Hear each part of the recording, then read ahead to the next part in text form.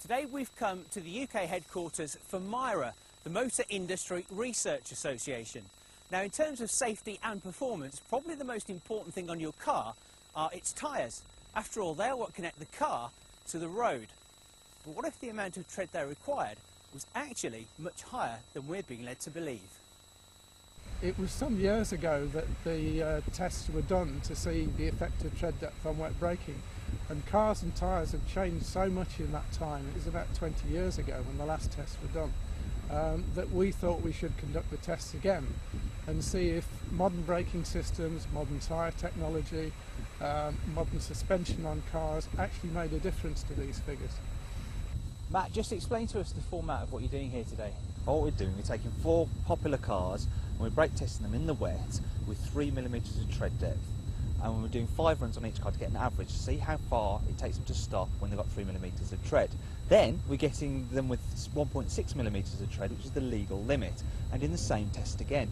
And the idea is that a lot of manufacturers recommend that you should change your car at 3mm rather than the actual legal limit, because the actual performance of the tyre really tails off after 3mm tread depth.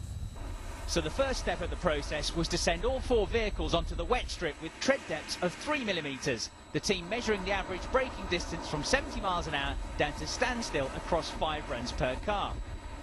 With the results logged, it was back to the garage for a change of tyres. This time the tread depths were down to 1.6mm, pretty well worn but still legal.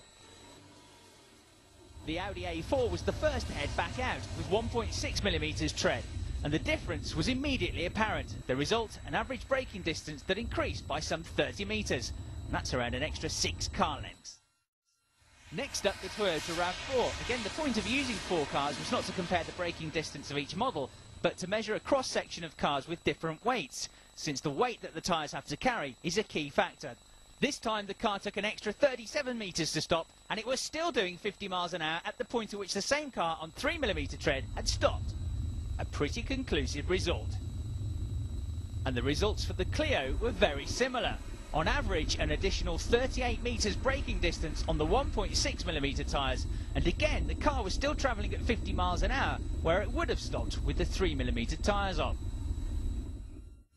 The final car to be put to the test was the Ford Focus. This time the car took an extra 44 metres to stop on the 1.6mm tread. That's around 9 car lengths. So that's why we think this is a really important safety message to motorists, that the best balance really between economy and safety is to consider changing at 3mm, particularly if you're a high mileage driver, particularly if you're travelling on high speed roads, dual carriageways and motorways frequently. Then this really is an important safety issue. And Continental estimate that changing tyres that little bit earlier, when down to a 3mm tread, would only cost around another £20 per year. It's a small price to pay to be able to stop safely on wet roads. And certainly much less costly than the alternative.